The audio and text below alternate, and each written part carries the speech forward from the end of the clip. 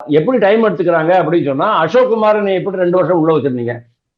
அசோக்குமார் 2 வருஷம் உள்ள வச்ச காரணமே உங்களுக்கு இந்த டாஸ்மாக்ல இருந்து எப்படா நான் சாரி இந்த இந்த இந்த டாஸ்மாக் மேட்டர் ஆகட்டும், அந்த போக்குவரத்து சமாச்சாரம் ஆகட்டும், அதுல இருந்து எப்படா தப்பிச்சுக்கலாம், நம்ம அரசுக்கு களங்கம் இல்லாம தப்பிச்சுக்கலாம் அப்படிங்கிறதுனால ஒரு பிளான் ஆஃப் ஆக்ஷன் போடுறதுக்கு டைம் எடுக்கும்.